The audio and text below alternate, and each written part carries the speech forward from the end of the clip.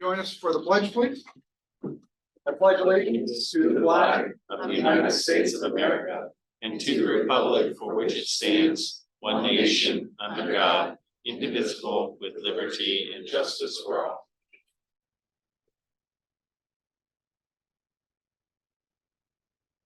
Thank you, everyone. We'll now call this August 14th, 2023 Board of Education meeting to order.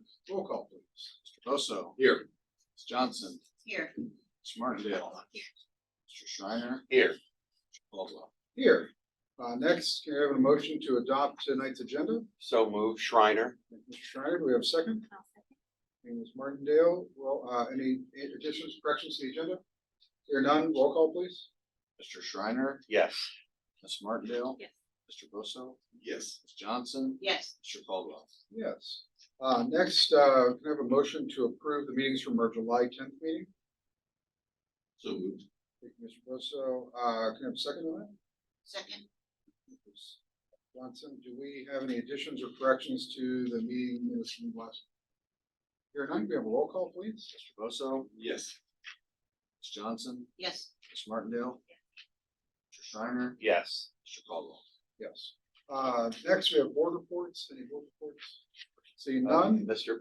President, Yeah. if I may, because yesterday, I served as your representative on the Educational Foundation, and we met yesterday in retreat. And I just want to mention to you that I will try to update you when we have events coming, so that they can be put in the minutes as well. Thank you. Thank you. Thank you, Mr. Sherman, Vice President Sherman.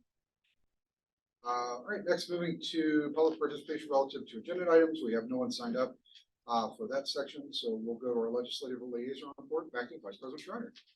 Thank you again, President Caldwell. The Ohio House is currently having committee hearings after a summer break. And just a couple of things that I will point out. The State Board of Education is in flux right now. The Ohio Department of Education, or ODE, released information and a timeline for the transition of roles and responsibilities from ODE to the Department of Education and Workforce, their new name, DEW. The State Board of Education, SBOE, and ODE has developed a transition plan.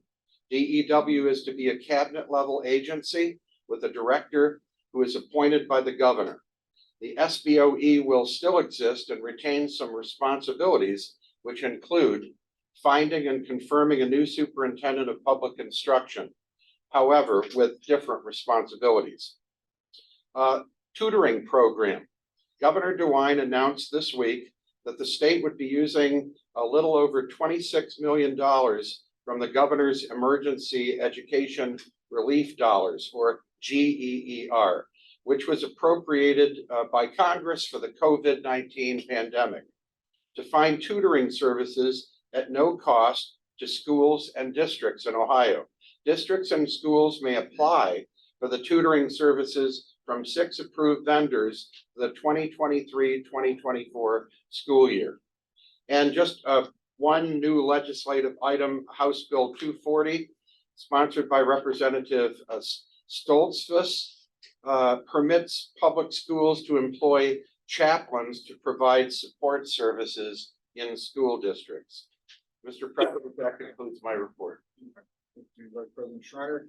Next, we'll go to our student and staff achievement liaison report with Ms. Martindale.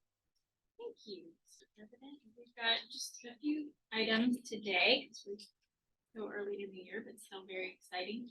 First of all, congratulations to the 2023 Grove City High School graduate Isaac Carter, who received third runner-up as male scholar athlete at the 2023 Central Ohio High School Sports Awards. And he received a $2,000 scholarship. Also, congratulations to Central Crossing High School's NJROTC cadets, Daniel Hartshorn, Emily Miller, Micah Roberts, and Joseph Poulette, who earned their leadership awards at the recent Area 3 Leadership Academy, which saw 150 of the best NJROTC cadets from 13 states. All 6 cadets were able to achieve all the necessary physical, academic, and leadership standards and graduated with 0 failures. Cadet Evan Whaley was awarded top academic cadet, and Cadet Jaden Albury received the overall leadership medal. So congratulations to those students and their major accomplishments. And then we have 2 Southwestern Career Academy student teams and 2 voting delegates for Ohio recently traveled to Atlanta, Georgia for the National Leadership and Skills Conference for Skills USA. The team of Samara Valdez, Manal Omar, Emma Smith, and Haley Varela completed in the Health Knowledge Bowl competition and placed in the top 10 for the nation. And then moving on to Southwestern City School District Gives Back, we have Alton Hall Elementary School staff recently spent part of their back to school retreat day volunteering at Feed the Kids, which is an organization that school partners with to provide students with lunch and snacks over long school breaks. As a team, Alton Hall Elementary School filled 1,600 snack bags and created kindness cards to fit in them.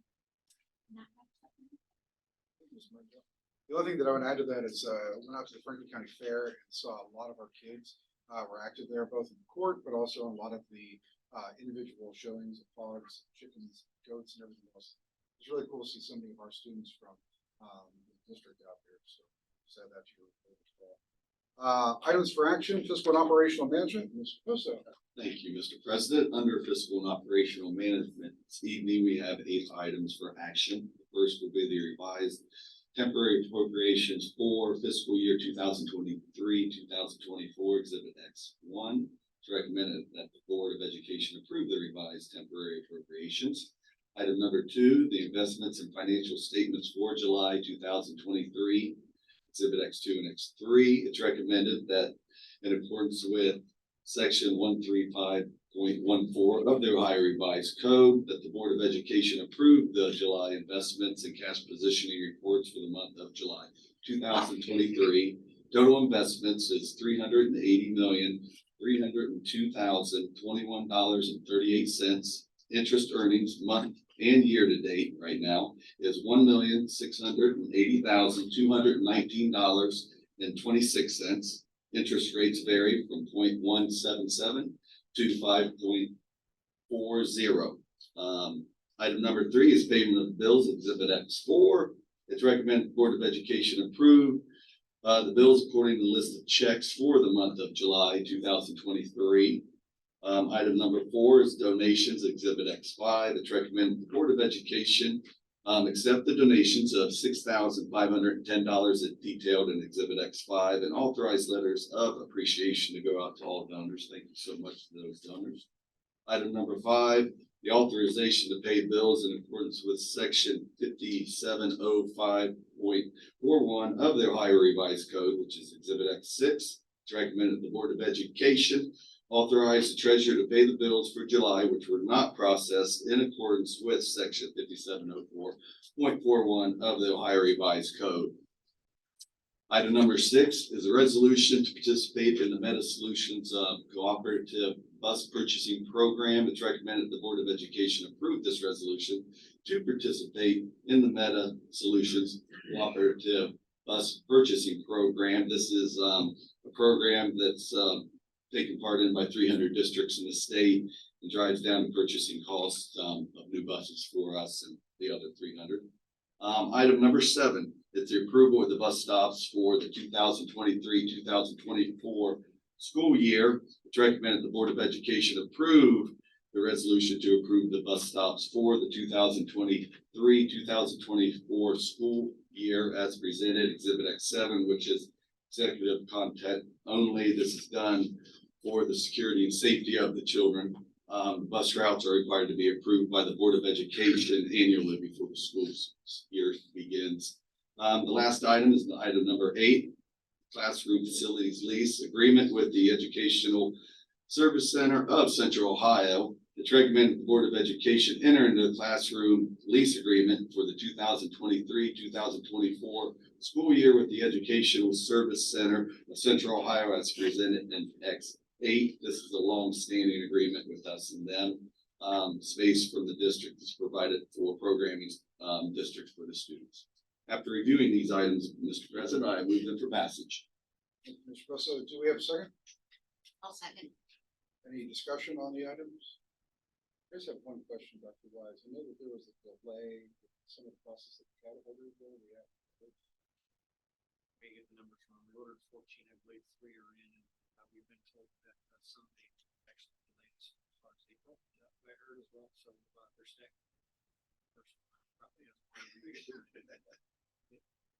April accurate for the last 8 or 9 of them, yes. 3 are in, a couple more are coming in over the next couple of months, next couple of weeks, and then the last couple probably did order 14. And then there was budget money allocated in the last general assembly. This general assembly extended some of those deadlines, is that right? Where we could draw down additional state funding for. Okay. Great, any other questions? Hearing none, roll call please. Mr. Bosso, Yes. Ms. Johnson, Yes. Mr. Caldwell, Yes. Ms. Martindale, Mr. Sharp. Yes.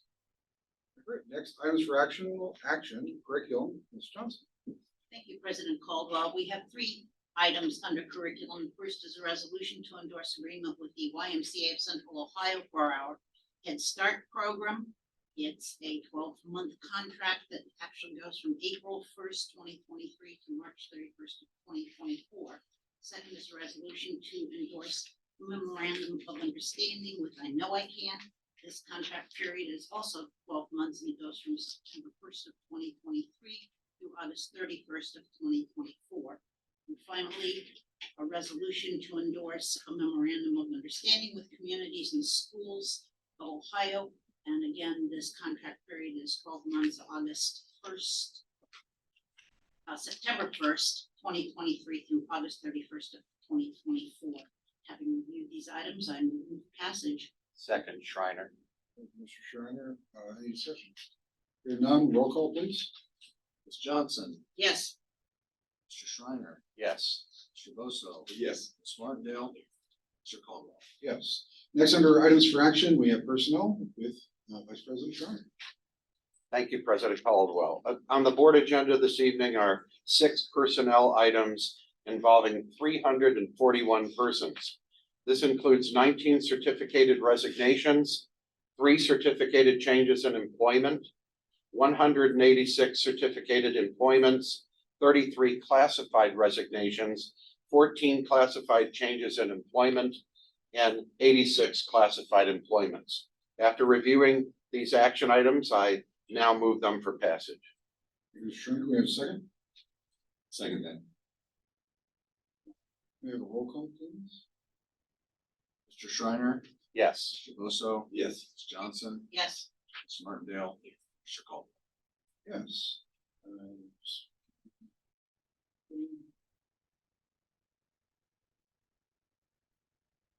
Next, under item, I'm sorry, no more items for action. Next, we'll have public participation relative to non-agenda items. And we have 3 folks who are here to join us tonight. We'll start with Mr. Corbin, John Corbin.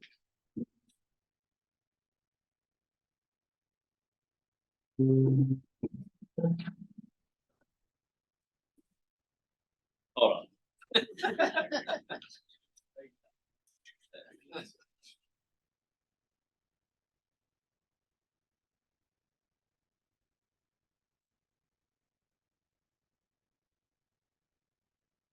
Maybe. Something else.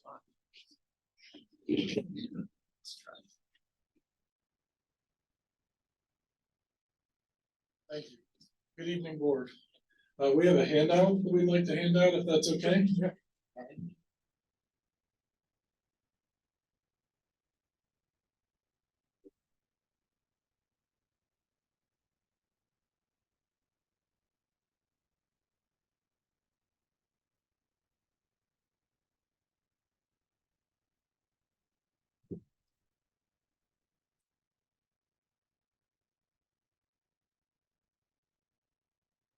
Good evening, district board members. My name is John Corbin, and I am representing the Grove City Guys Volleyball Club as their president and as the father of one of the players. I'm one of 3 speakers today, and I would like to offer some background on the Grove City Guys Volleyball Club. We are a state recognized 501c3 nonprofit organization founded in the fall of this past year. Our club is composed of parents and supporters of high school students in the Southwestern City School District. I'm here speaking with you for two reasons this evening.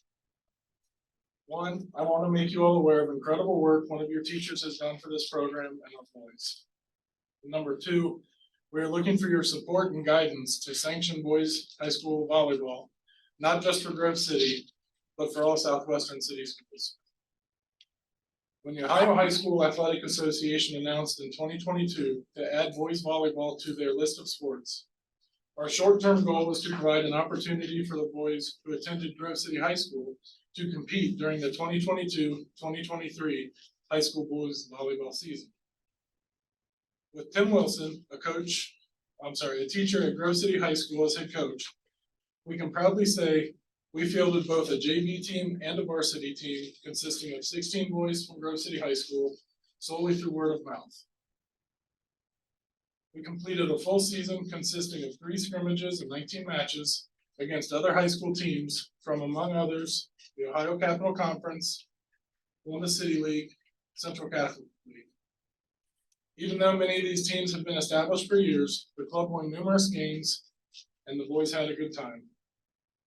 Despite not being a sanctioned sport of the Southwestern City School District, we and the boys who participated are very proud to say that this short-term goal was accomplished. This leads us to our longer-term goals. 1, expanding the boys volleyball footprint to all Southwestern City Schools. Along the way, we learned that there is strong interest for boys volleyball at other schools in the district. Central Crossing and Westland both fielded very strong teams during this past year at a district scrimmage Coach Wilson organized. There's a photo of all the teams that participated in the handout. Franklin Heights is surrounded by schools which already have boys volleyball, including Briggs, Bishop Reedy, and West. Our contact at Franklin Heights felt that if they had more time to plan, they would have fielded a team at the scrimmage as well. The second long-term goal is getting the sport sanctioned by the district. That's where we're here asking for your help. We need to better understand the process, steps we need to take, etc. And we're struggling to know what to do next and are asking for your guidance and leadership in this area. Thank you for your time. I will now turn the floor over to our treasurer, Christine Mans.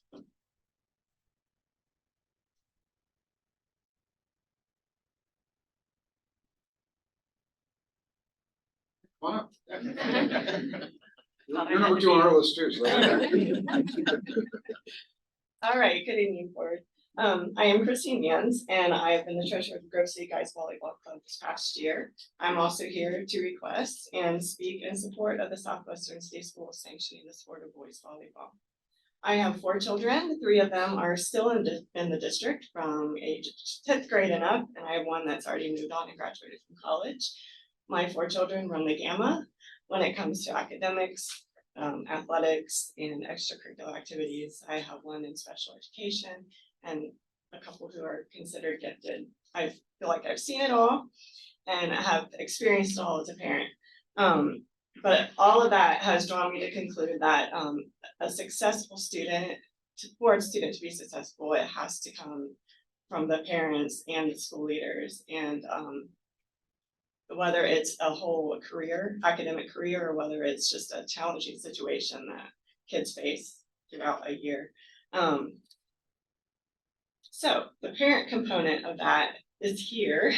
Some of us, there's more of us, we're organized, we're motivated, we're ready to roll, but we need the school leaders to support us. We realize that our requests will cause someone within the district to have to look at the budget.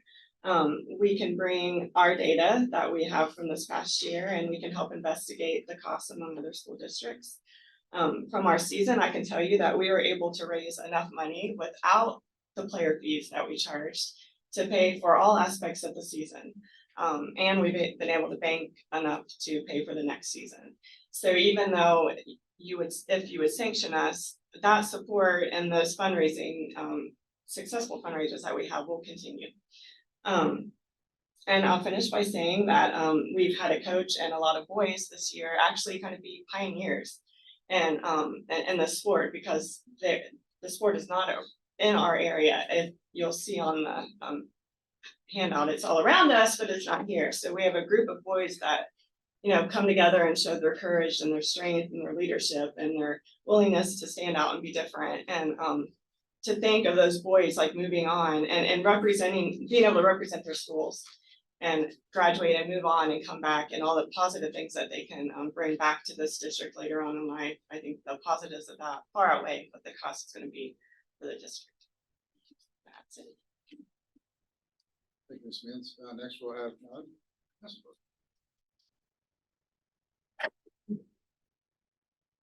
Good evening, board, and thank you for the chance to speak to you this evening. My name is John Asendorf, and I'm the vice president of the Grove City Guys Volleyball Club.